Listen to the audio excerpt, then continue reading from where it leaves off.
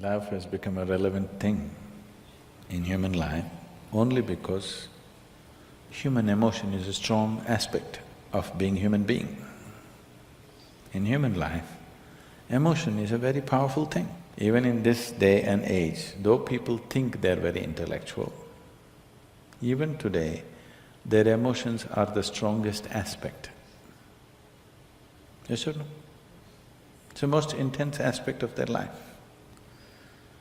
They claim they're intellectual, but their intellect is never so intense, but their emotions are intense. Maybe not love, maybe not compassion, but maybe anger, maybe irritation. These are all emotions. So emotion is a very important aspect of being human. Now, we're only talking about what type of emotion do you want to have? Now, do you have a mind? Do you have a mind? Yes. Would you want it to be sharp or dull? Huh? Why? It works better that way, isn't it? Similarly, if you have emotions, do you want to have sweet emotions or bitter emotions? Sweet emotions. It works better that way, isn't it? So love means just that. You have transformed your emotions into sweetness. Now I want to be in love without emotion. That's a very European idea.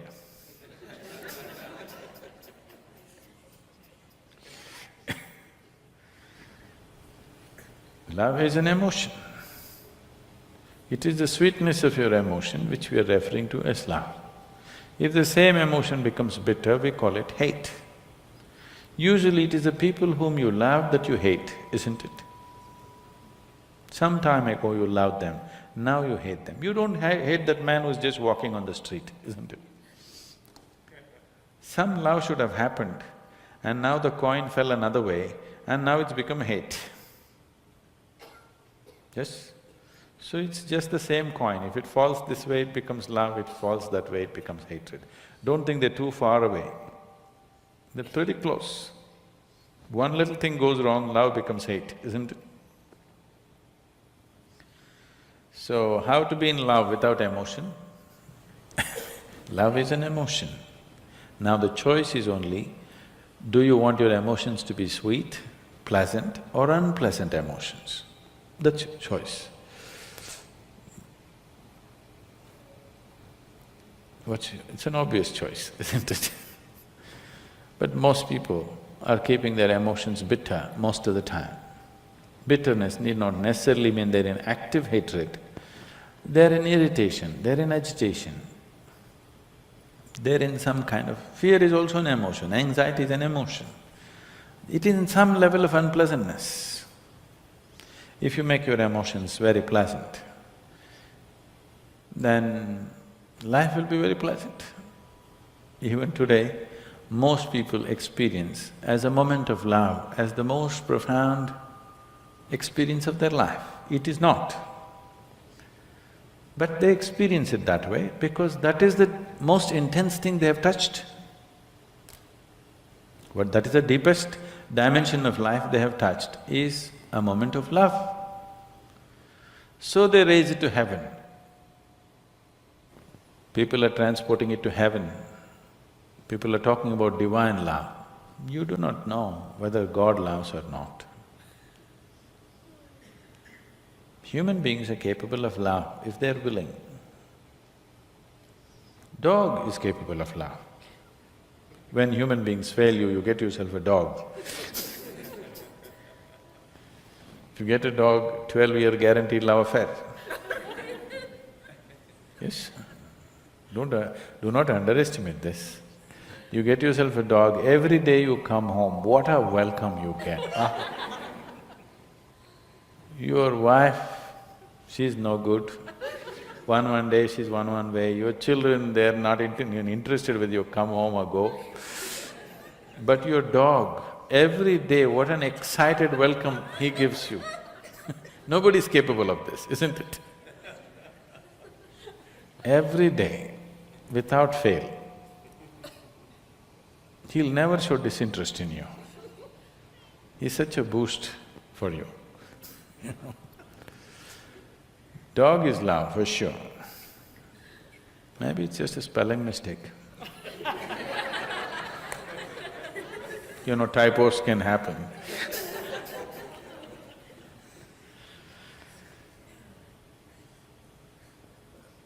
Now, if you made yourself in such a way, nobody around you can love you, then the only succor you have is somebody must love you long distance from there. It's an unfortunate way to live. God loves you, it's the most unfortunate way to live. That means you made yourself in such a way nobody can even look at you. If people around you cannot help loving you, that's a nice way to be, isn't it? You may not be great, maybe at least you're cute. Yes? So, in yoga, we don't look at anything as love, hate, happiness, misery, we don't look at it that way. We just look at it this way. Do you want to be pleasant or unpleasant? If you become pleasant in your body, we call it health. If you become very pleasant, we call it pleasure. If your mind becomes pleasant, we call it peace. If it becomes very pleasant, we call it joy. If your emotions become pleasant, we call it love. If it becomes very pleasant, we call it compassion. If your very life energies become pleasant, we call this bliss. If it becomes very pleasant, we call it ecstasy. If your surroundings become pleasant, we call it success. So, the other names that you give are just leading to confusion. Should I be loving? You don't have to be loving. Just be pleasant in your body, pleasant in your mind, pleasant in your emotions, pleasant in your energies. You will be a wonderful being. If your emotions are pleasant, if somebody comes here, you can share that pleasantness with them. If your emotions are unpleasant, for sure you share that with people, isn't it? Yes or no? So you cannot do something that you're not. If this is feeling pleasant now, it will naturally be pleasant to everything. If this is feeling unpleasant right now, it will be nasty to everything. So instead of seeing how to make this pleasant, you want to be pleasant to somebody. That is being loving. You don't have to be loving. If everything within you has become pleasant, whatever is needed in that moment, you will do. If you need to say pleasant things, you'll say that. If you need to say some hard things, you'll say that. But without any unpleasantness in you, that's important, isn't it? If you'll have to fight a war, you'll fight it without any unpleasantness in you, that's important. Then you will do everything only to the extent it's necessary. You will not overdo anything. If you say, I love somebody, you will exaggerate things about the people whom you love. You will exaggerate good things about them. If you say, I hate somebody, you will exaggerate bad things about them. You will never see anything the way it is. People go blind with things that they love, isn't it? They have no sense, they lose all their sense.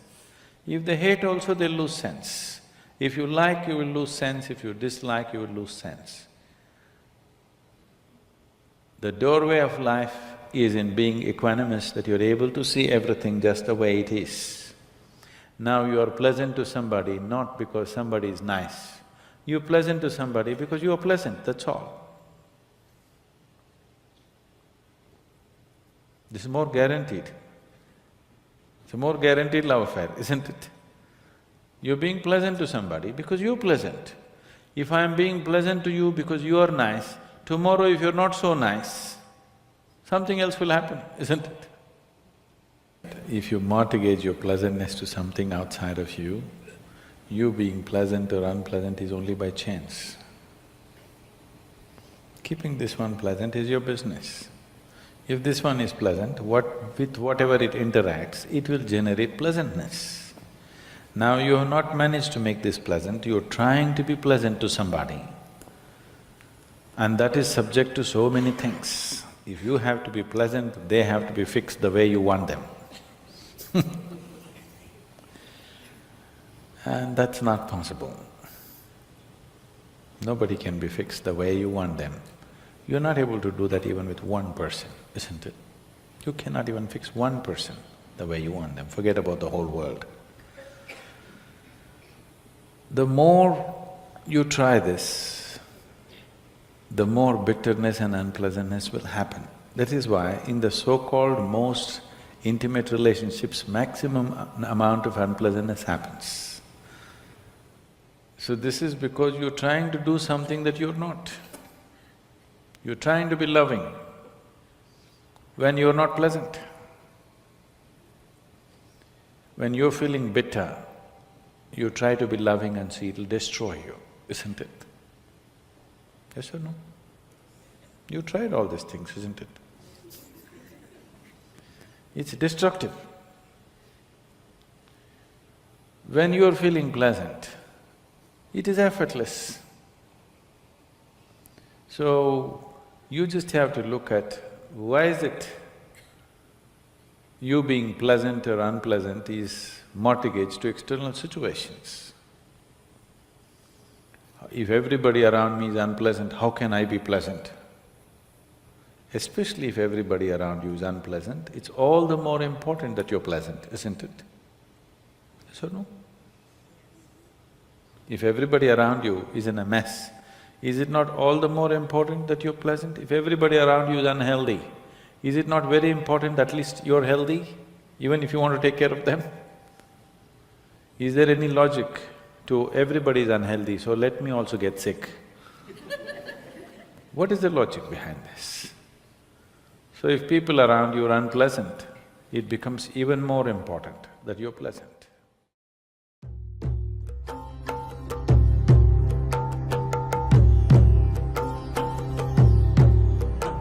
Nahi Shiva Sneha, na tu Shiva Prema, noyam dayavana karunakara, nava prarthayatam Shivam tava sukhaya, Shiva tu sampurna